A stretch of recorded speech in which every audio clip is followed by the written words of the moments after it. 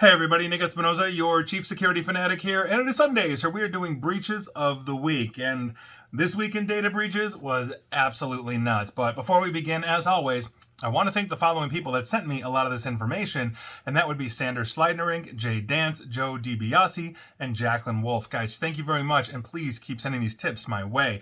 Moving on, let's start with Ascension Health, because they reported that patients are unable to fill prescriptions at their pharmacies in light of a recent data breach that occurred on May 8th. Now, this data breach disrupted its computer systems and prevented prescriptions from being filled as a result, and by virtue of that, all of the competing pharmacies nationwide apparently are picking up business, according to reports. Now, according to an update on May 15th, this is basically according to their website, quote, Ascension continues to make progress towards restoration and recovery following the recent ransomware attack, end quote, and that's the latest news on that. So hopefully, if you're an Ascension patient, you're getting your meds sooner than later. Moving on, let's talk about the city of Richland in Washington. They confirmed that their computer servers were breached through the Benton County Emergency Services System on May 15, compromising personal information for area residents. He said the breach appears, to have mostly impacted city systems, but may have exposed personal information, including but not limited to names, addresses, contact details, and possibly sensitive data. The city of Richland is about 63,000 residents, but the emergency services include 911 emergency dispatch services through Benton and Franklin counties. And so we're talking about a total population of 312,000 possibly affected. So heads up to you, Benton County, Franklin County, and city of Richland. Moving on, let's head on over to the UK and talk about the Nottingham Rehab Supplies Healthcare, or NRS, over in jolly old England. Now, multiple UK councils have warned that citizens' personal data may have been breached following a ransomware attack at NRS. The attack resulted in the NRS website being taken offline, and they said that they are in the recovery phase, and so far, the councils that have declared across the UK are East Lothian, Waltham Forest, Camden Council in London, and Buckinghamshire. So heads up to you if you live in any of those councils or around them, or whatever that is. I'm guessing it's like a county. Anyway, moving on, let's head on back to the United States and talk about the Hypertension Nephrology Associates. They had a ransomware attack around February 6th, and essentially they found out that they were hit due to investigation between January 20 through February 6th of this year. They did exfiltrate PHI, including names, dates of birth, diagnosis and treatment information, social security numbers, and health insurance identification numbers as well. So heads up to you, Hypertension Nephrology Associates patients. Moving on, I want to give you an update on Intel Broker. If you recall, this is the jerk or group of jerks that keeps ripping people off. And if you recall, I talked about them recently. They announced on May 10 that they had gained access to Europol systems containing FOUO, or for official use only, data, as well as classified data, including employee information, source code, and quote-unquote recon and guideline documents. The attackers claim that they basically came for several agencies within Europol, meaning they hit everybody. However, interestingly enough, most of these quote-unquote agencies appear to be projects within the Europol Platform for Experts, or EPE. That's a platform where law enforcement experts share knowledge, best practices, crime data, etc., etc. Europol, and here's the update, has now confirmed that the incident, quote, concerns a Europol Platform for Expert, EPE, closed user group. So they are still investigating, and hopefully they're going to find this guy, because Intel Broker, or the group, whoever he or she is really prolific and not good for us. Moving on, I want to give you an update on Nissan. This is the massive car company. If you recall, Nissan learned in early November that a threat actor gained access to their infrastructure through Nissan's VPN, or virtual private network connections. The attacker did not encrypt data, but they did steal files from local and network shares, demanding ransoms. An additional investigation showed the files potentially accessed by the attackers only contained business information. However, in late February 2024, Nissan determined that compromised files did include personal information, mainly related to current and former employees, including names and social security numbers. And so the update here is that Nissan recently disclosed that just over 53,000 employees are impacted by this, obviously a big number. So heads up to you if you work for or have ever worked for Nissan. Moving on. Let's head on over to Mississippi and talk about their healthcare provider, Singing River Health System. That's actually kind of a cool name, Singing River. Now, in an incident notice on their website, SRHS revealed that their systems were compromised on August 16th of last year. Ransomware was deployed 3 days later on August 19th. Now, during this time frame, the attackers accessed names, address, dates of birth, social security numbers, and health and medical information. We are talking about 900,000 individuals that essentially have to be notified. So, Singing River Health System, good luck to you. Really cool name. Moving on, a new comb was discovered. Now, if you don't know what a comb is, COMB, it simply stands for compilation of many breaches. Now, somebody is combining the information on Chinese citizens leaked in different data breaches into a single large database. And so far, more than 1.2 billion records have been put into this single comb. Now, this compilation of many breaches contains a ton of sensitive information, phone numbers, postal addresses, ID card numbers, and on and on and on. Researchers from all over, including Cyber News, where I'm getting this information, claim that they spotted an unprotected database on Elasticsearch, which was first set up in the final days of April of this year. By the end of that next week, the database had over 1.2 billion records and has continued to grow. And so this is actively being looked at by researchers from all over, but obviously not good. And if you recall, all 3 billion Chinese citizens had their data hit when the National Police Service in China was hit. So obviously a huge issue. We're going to continue to see fallout there. And so heads up to you if you're a Chinese citizen or caught up in this database in some way.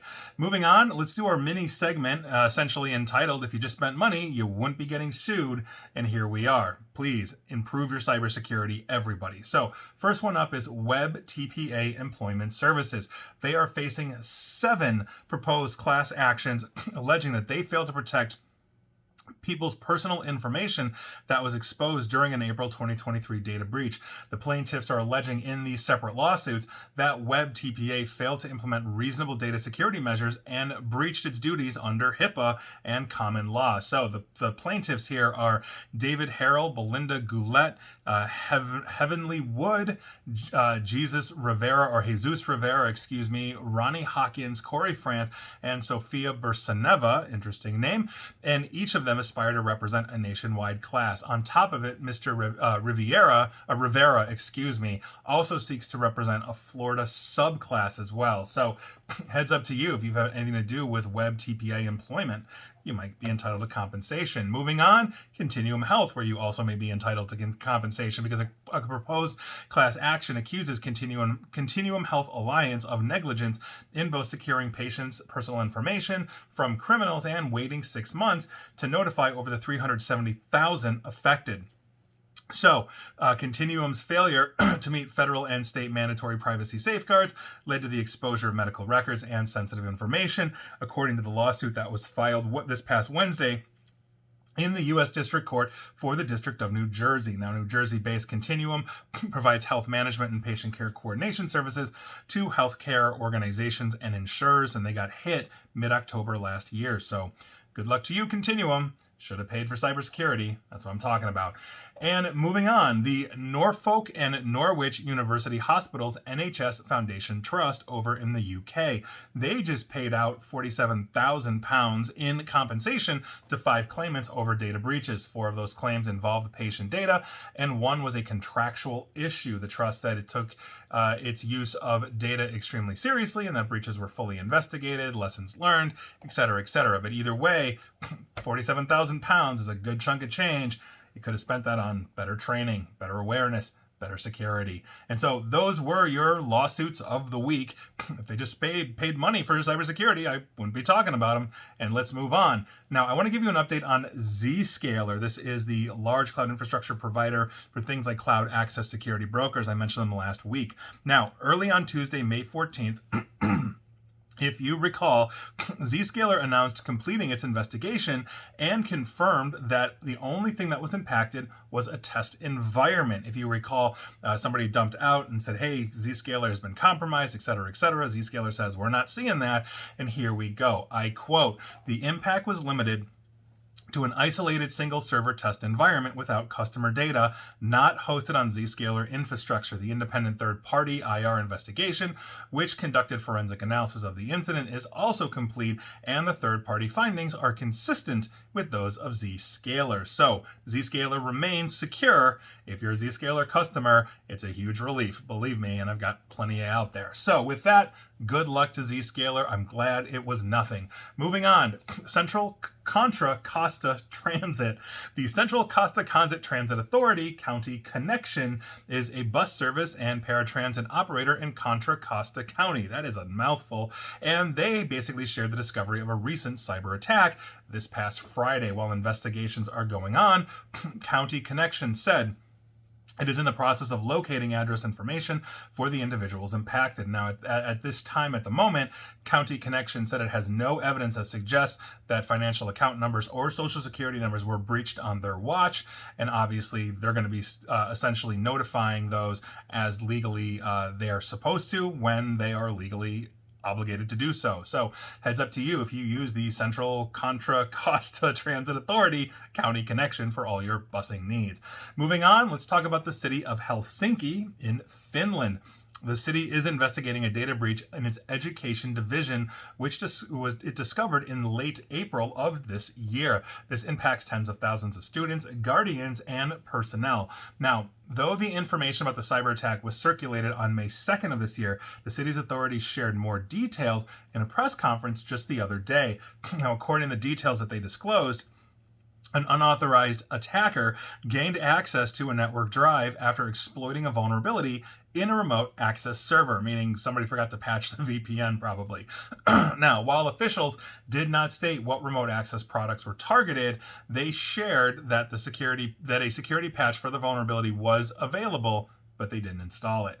Now, the accessed drive contained tens of millions of files, mostly devoid of personally identifiable information. Still, some included usernames, email addresses, personal IDs, and physical addresses as well. On top of this, the exposed drive also contained information about fees, childhood education care, children's status, welfare requests, medical certificates, and other highly sensitive information. So if you've got a student that goes through the education system in Helsinki, Finland, heads up to you.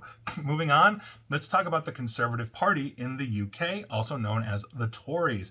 They referred themselves to the data breach protection watchdog in the UK over an alleged data breach after they revealed hundreds of email addresses in a pitch to sign up for its annual conference were essentially exposed. Now, the party's registration team, urging supporters to complete their applications for this conference, reportedly copied in more than 300 addresses in a way that could be seen by all of the recipients. In other words, they probably sent an email blast, and here we are. Now, the ICO, or Information Commissioner's Office, which enforces data protection, suggested that the party had failed to use, as I mentioned, blind carbon copy, or BCC, sending an email to multiple people, wanting to keep addresses private, and here we are. So heads up to you, if you're a Tory in the UK, you might have had your email address exposed.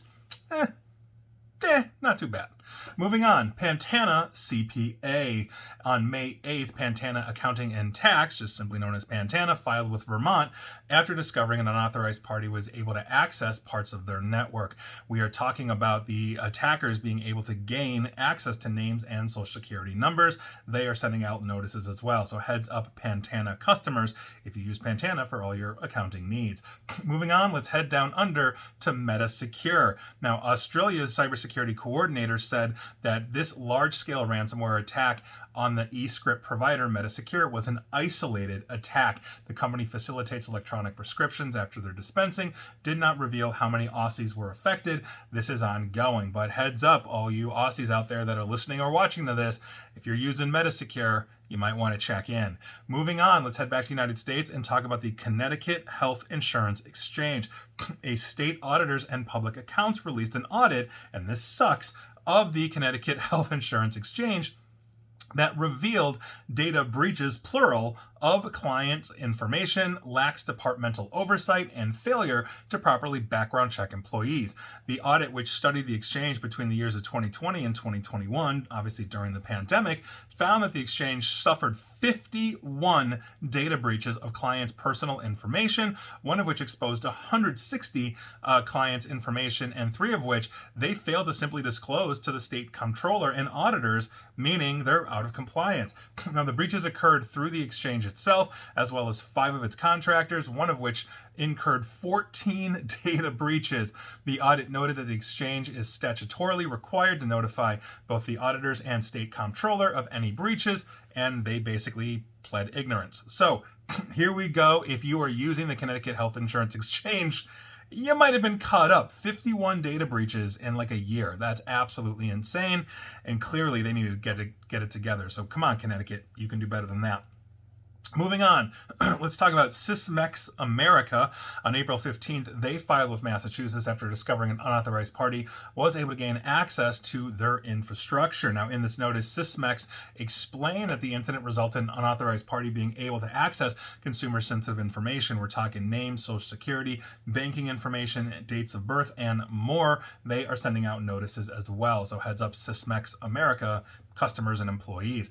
Moving on, let's talk about Banco Santander. Now, they announced that they suffered a data breach impacting customers after an unauthorized actor accessed a database hosted by one of their third-party service providers. Now, if you don't know who Banco Santander is, they have a huge presence in Spain, the United Kingdom, Brazil, Mexico, and the U.S., not to mention other countries as well. They are one of the largest and most significant banks in the world, known for a diverse range of products and services, and they have over 140 million customers worldwide. Now, in a statement published this past week, the bank disclosed that the incident had impacted customers and employees in the countries of Spain, Chile, and Uruguay. So heads up to you if you're using Banco Santander in those countries. Quote, "We recently became aware of an unauthorized access to a Santander database hosted by a third-party provider," end quote, but they are not saying what that provider is. So hopefully this is where it's going to stop. But heads up to you, Banco Santander customers in Spain, Chile, and Uruguay. And finally, and this is actually interesting because I have not thought about this breach in forever, we got to talk about Ashley Madison. If you recall, this is the website that had like the motto of like life short, have an affair. Basically, it's like for married people to like cheat on their spouses and all that kind of stuff. We actually have some new information from this like decade-old data breach, and it's actually really interesting because millions of dirty secrets were exposed, if you recall, when user information for Ashley Madison essentially was leaked in 2015, and a former high-ranking employee of the company talking to filmmakers in a newly released document series said that essentially Ashley Madison was, quote, gambling with people's lives, end quote. Now, former company employees and journalists who covered the scandal, basically customers unmasked by the leak and jilted spouses, are basically talking to this docu-series on Netflix, essentially how this had like just like an absolute massive fallout. I'm not doing this justice, but the show is Ashley Madison, Sex, Lies, and Scandals, which apparently was released about a week ago or so on Netflix. Now, here's the crux of it and why I actually wanted to talk about this, because obviously Ashley Madison falls within my purview of cybersecurity. They had a data breach. It's breaches of the week. So let's go through this real quick, because although the site promised anonymity and security, they clearly were not enough to protect the 37 million users across 40 countries that essentially got hit in 2015. But I didn't even know they're still around and they're still in business. That is the huge thing. And I remember when that breach came out, because I can't remember who. It wasn't Troy Hunt of Have I Been Pwned, but it was somebody else, I think, that basically put out a website where they had a copy of the database, and you could go and punch in an email and search to see, if an email address that you knew was in there. So, I mean, how many jilted spouses went looking for that? But I remember that specifically because obviously I consult in cybersecurity, and I remember getting phone calls like for like a week or two, I'd say, after that happened, and it hit news like, oh yeah, like this can be searchable, of people that wanted to talk about Ashley Madison but didn't really want to, I'm pretty sure you're calling me because your email is probably there and you're worried about fallout on this. And I mean, obviously you handle it professionally, but that was really interesting because most people are direct when they call. Hey, I have a need, I have this. And it was very like, so tell me about that. What's happening with this thing? It was great. It was beyond amusing for that moment. Now, they're apparently still around. They're still going.